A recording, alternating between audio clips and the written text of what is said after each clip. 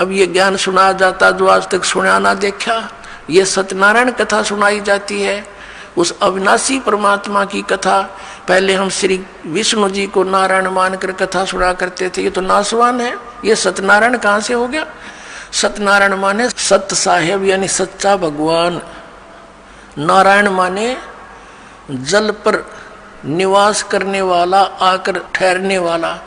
जैसे प्रत्येक युग में परमात्मा शिशु रूप धारण करके वन के अंदर यानी बाहर जंगल में एक तालाब के ऊपर कमल के फूल पर विराजमान होता है, जल के ऊपर, जिस कारण से उस परमात्मा कबीर जी को नारायण कहा जाता है। तो ये सत्यनारायण कबीर जी है। तो यहाँ कहते हैं जगत का पेख ना पेखा, धनी का नाम ना लेखा। अपने आत्माओं, हम फिर उसी प्रसंग पर आते हैं कि वो भी लाभ उनको होते हैं जो एक, जैसे किसी ने किसी व्यक्ति के कहने से या देखम देखा कहीं पर तीर्थ पर जाकर भंडारा कर दिया, कहीं पर कंबल बांट दिए, पक्षियों को दाने डाल दिए, कुत्तों को रोटी डाल दी, कोई प्याऊ बनवा दी, कोई धर्मशाला बनवा दी, कोई कुआं बनवा दिया। अब परमात्मा कहते हैं जैसे धर्मशाला है, कुएं हैं, कुत्तों को रोटी डालना, पक्षियों को रोटी डालना, ये बहुत अच्छी बात है। यह तो उपदेशी को भी चाहिए, अगर ऐसा वो कर सकता है तो कर सकता है। लेकिन मंदिर वगैरह में कहीं दान नहीं देना, मंदिर वगैरह नहीं हमने बनाने, क्योंकि हमने अपने मन मंदिर में पूजा करनी है उस परम पिता परमात्मा की, या अन्य किसी गुरुद्वारे में, मस्जिद में, चर्च के बनाने में हमें कोई सहयोग नहीं देना, क्योंकि हमने उन्हीं क्रियाओं पर अपना पैसा लगाना है जिससे हमें प्रभु मिले। और जो आदेश दास का हो, वो आदेश दास का क्या होगा? जो परमात्मा का विधान होगा उसी तरह करना है। और हमारे लिए कोई मंदिर, मस्जिद, गुरुद्वारे ये अनादरणीय नहीं है, लेकिन उनमें केवल वो महान आत्माओं की, महापुरुषों की मूर्तियां रखी हैं। उन मूर्तियों से, या वहाँ जैसे गुरु ग्रंथ साहिब रखा है, गुरु ग्रंथ साहिब में लिखे वर्णन के आधार से हमने क्रियाएं करने से मोक्ष होगा। केवल किसी गुरुद्वारे के अंदर और गुरु ग्रंथ साहिब को रखकर ही उसका आदर सत्कार करते रहने मात्र से नहीं। आदर सत्कार तो सबका करना। जैसे मूर्ति है, एक सेब की मूर्ति है, सेब की मूर्ति तो प्रेरणा करती है कि ये सेब है, इतना बढ़िया होता है, इसके खाने से क्या लाभ होता है। लेकिन वो पत्थर की मूर्ति सेब वाला काम नहीं करती। वह मूर्ति जरूर है उस पत्थर, उसकी वो अनादरणीय नहीं है, लेकिन वो मूर्ति सेब वाला काम नहीं कर सकती। जिन भगवानों की तुम मूर्ति बनाए रखे बैठे हो, वो मूर्ति वो काम नहीं कर सकती जो भगवान करेंगे। और उन भगवानों से लाभ लेने के लिए उनकी प्राप्ति के मंत्र भी इस दास के पास है, जो सबसे पहले वही दिए जाते हैं जिससे वो आपको कुछ लाभ दे सकेंगे। तो इस कारण से उन मंदिर, मस्जिद, गुरुद्वारों में परमात्मा की खोज में नहीं जाना, ये मनाही है। अब क्या आ गया? प्रश्न आता है कि जैसे ये भी धर्म करते हैं, गुरु बना नहीं रखे और बना रखे हैं तो नकली बना रखे हैं, उनसे कोई लाभ नहीं होगा। और फिर उनसे भी लाभ होता है, कैसे? और फिर ये भी कहते हैं कि जैसे कर्म करोगे फल तो मिलेगा ही मिलेगा, अवश्य मिलेगा।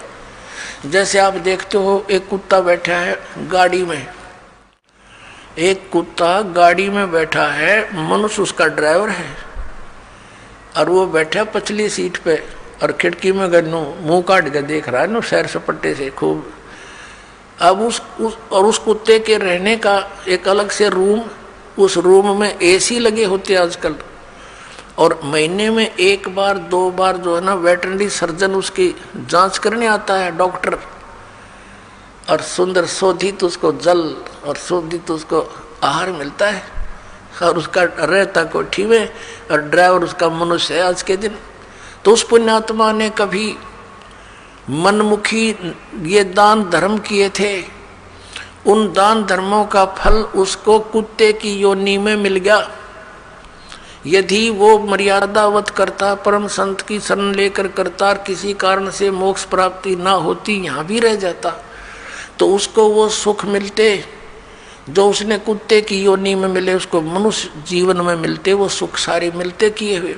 और फिर मनुष्य योनि में कभी ना कभी कोई संत भी मिल जाता अब उसने जैसे जिसने मनमुखी दान किए, धर्म किए, कुत्ते की योनि प्राप्त कर ली।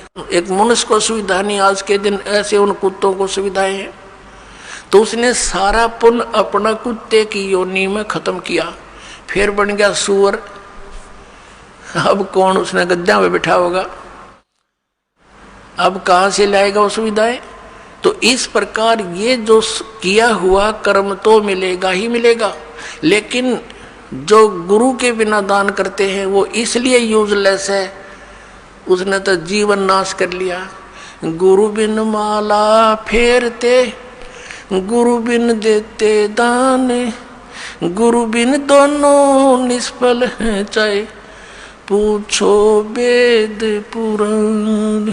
और जो भक्ति बिल्कुल नहीं करते, राजपाट में अंधे हुए फिरते हैं, उनके लिए परमात्मा बताते हैं,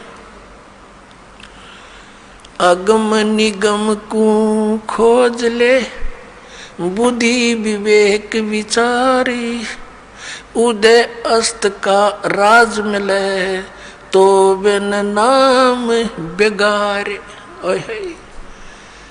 पुण्यात्माओं, आप इस मार्ग से परिचित हो जाओ शीघ्र से शीघ्र, नहीं तो आपका अनमोल जीवन नाश हो रहा है काल की भूल भुलैया में। परमात्मा कहते हैं, झूठे सुख को सुख कहे यू मान रहा मनमोद, यो सकल जमीना काल का कुछ मुख में कुछ कोद। एक व्यक्ति का पोता होया, पुत्र प्राप्ति हुई, उसकी खुशी मनाई, 10-12 गांवों को खूब भोजन कराया, शराब स्वरूप पिलाई, ठाठ की खुशी मनाई। और अगले वर्ष जन्मदिन मनाने से पहले ही मर गया वो पोत्र। अब टक्कर मार रहे हैं, अब मना लो खुशी, जमा लो 12 गांव में। और परमात्मा कहते झूठे सुख को सुख कहे यू मान रहा मनमोद, ये सकल जमीना काल का कुछ मुख में कुछ कोद। इस काल भगवान को, सरपुरुष को श्राप लगा हुआ है 1 लाख मानव शरीरधारी प्राणियों का नित आहार करने का। ये जिस कारण से अपने तीनों पुत्रों रजगुण ब्रह्मा, सतगुण विष्णु, तम गुण शिव जी से ये सती थी, ये अपनी फसल ये बवा रखी है, इसने संभाल रखी है, सारी व्यवस्था इनके हवाले कर रखी है, इन्हीं से करवा रहा है। ब्रह्मा जी के रजोगुण से हम यहाँ पर संतान उत्पत्ति करते हैं। जैसे मिर्च का छौंक लगा, जीव के बस का नहीं, वो छींक ना आवे, तो ऐसा प्रेशर है यहाँ सभी प्राणियों पर संतान उत्पत्ति करने का, फिर यहाँ के राजपाट सब ठाठ करने का, व्यवस्था करने का, उस गुण के कारण दबाव है। फिर सती थी मोह ममता, ये विष्णु जी के अंदर से निकल रहे सतोगुण के प्रभाव से। फिर ये संहार करने वाला तो ये शंकर भगवान है ही। तमोगुण के कारण हम आपस में लठ बजा दे, एक दूसरे ने मार डालने, कत्लेआम कर देते हैं, राजा लोग एक दूसरे पर लड़ाई कर नाश कर डालते हैं। तो ये सारा बूचड़ खाना इस काल ने बनवा रखा है यहाँ पे अपने स्वार्थ के लिए। 1 लाख नित खाता है, 1.25 लाख जीव उत्पन्न करता है मनुष्य डेली, इसका ये रूटीन है, इसका ऐसा नियम है। तो इससे हम बच सकते हैं कबीर परमेश्वर की शरण में आने के बाद। फिर इसकी फर्द से हम बाहर हो जाते हैं, इसकी रेंज से बाहर हो जाते हैं।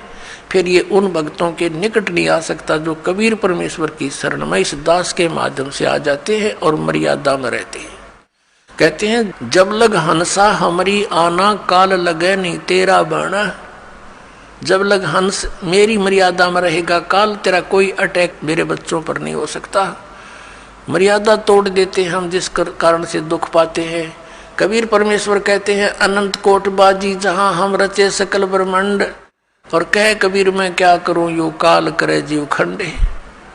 परमात्मा कबीर जी कहते हैं कि मैंने अनंत करोड़ ब्रह्मांडों की रचना कर रखी है, ऐसे समर्थ हैं हम, और मैं क्या करूं, ये काल मेरे बच्चों को मुझसे खंड कर लेता है, इनका नाम तुड़वा देता है, फिर इन पर अटैक कर देता है, जिस कारण से ये मार खा जाते हैं। परमात्मा कहते हैं, जैसे माता गर्भ को राखे यतन बना, और ठेस लगे तो छन्न हुए तेरी ऐसे भक्ति जा। इस नाम को लेने के बाद ये समझ लेना आपकी आत्मा में भक्ति स्टार्ट होगी, अब बीज पड़ गया। जैसे माता गर्भ को, जैसे किसी बहन को गर्भ रहा हो, तो फिर वो रात्रि में या दिन में कितनी सचेत रहती है। रात को करवट लेते समय भी ये सोचती है, भगवान कहीं मेरे बच्चे कर दाब ना पड़ जा, दबाव ना आ जा। तो सुबह भी चलती फिरती है, काम करती है, कहीं ऊंचे नीचे पर पैर ना रखा जा, मेरा बच्चा खराब हो जा। तो कहते हैं जैसे माता गर्भ को रखे यतन बना और ठेस लगे, झटका लग जावे तो क्षीण हो जावे, ऐसे भक्ति जा। तो मर्यादा के अंदर रहना आपका अति अनिवार्य है। मर्यादा कितनी कंपलसरी है और क्यों बताई है भगवान ने। जैसे हम कथा सुनते आए हैं कि एक बार लक्ष्मण ने सीता जी के कुटिया के चारों ओर रेखा खींच दी थी और कहा था कि हम जा रहे हैं मृग को खोजने के लिए, आप इससे बाहर मत आना, इसके अंदर कोई नहीं आ सकेगा। उसी समय रावण का उद्देश्य था उसको उठाने के लिए, सब उसने ये षड्यंत्र रचा था। रावण जब आया साधु रूप बनाकर भिक्षा लेने के लिए, तो उस रेखा के निकट आते ही रावण को एकदम इतनी लपट लगी अग्नि की, 10 कदम दूर जाके खड़ा हो गया बहुत स्पीड से, और सीता से कहा कि माई, साधु संतों को साथ ऐसा नहीं करना चाहिए, और भिक्षा देनी है तो बाहर आकर दे दीजिए, नहीं तो तुझे ये हो जाएगा वो हो जाएगा। उसने सोची कि साधु संत है, क्या फर्क पड़ता है, भिक्षा ले अभी देकर वापस आ जाती हूँ। उसने रेखा उल्लंघ कर रावण के भिक्षा देनी चाहिए थी, तो वहीं से बाजू पकड़ ली, उठा ले गया और पटक दी वहाँ लंका के अंदर 9 लखा बाग में। अब उसको तो जरा सी लगी, क्या फर्क पड़ा है, वो बोली पूछते जो न्यू कह के इस बार मत जाइए, ना तेरी बिरान माटी हो जाएगी, गिल्ला मारी करावेगी, और वो कर दिया, वही काम करके धर दिया। करोड़ों आदमी मारे गए उस सीता को छुटवाने के लिए। जरा सी बात और उसके अंदर पड़ी रहती तो उसको क्या बिजली गिरती, धक्के खा के चला जाता रावण। तो पुण्यात्मा रावण समझो काल है, और मर्यादा ये लक्ष्मण रेखा समझ लो, जो नियम बताए गए आपको, फिर ये निकट नहीं आ सकता। काल डरे करतार से, जय जय जय जगदीश, ये जोरा जोड़ी झाड़ता, पगरज डारे शीशे। परमात्मा कहते हैं कि काल जो पीसे पीसना, जोरा है पनिहार, ये 2 असल मजदूर हैं मेरे सतगुरु के दरबार। कि जब तक आप परमात्मा की मर्यादा में रहोगे, या मौत निकट नहीं आ सकती आपके, ना आपके बच्चों के, जो मर्यादा में भक्ति कर रहे हैं। और कहते हैं यू काल डरे करतार से। करतार कौन? कबीर सिरजनहार है, अनंत कोट ब्रह्मांड का एक रति निभार, और सतगुरु पुरुष कबीर हैं ये कुल के सिरजनहार।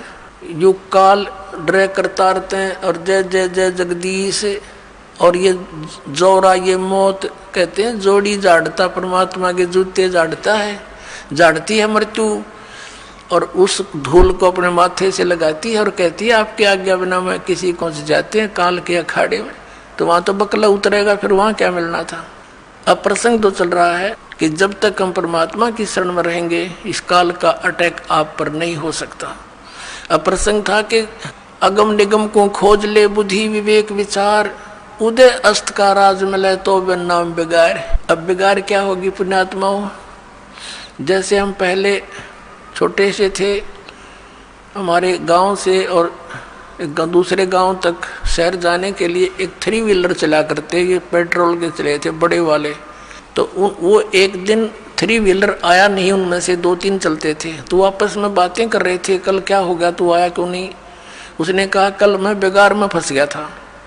बिगाड़ क्या होती थी? पहले ये पुलिस वाले, इनके थानों में कोई व्हीकल तो होते नहीं कहते, इनके पास ये जीप जाप, ये किसी भी व्हीकल वाले को पकड़ ले जाते थे और सारा दिन इधर उधर कहीं रेड लगाते थे। वो सारा खर्चा उस व्हीकल वाले को वहन करना पड़ता था, उस तेल का भी, और मिलना कुछ था ही नहीं, फ्री ऑफ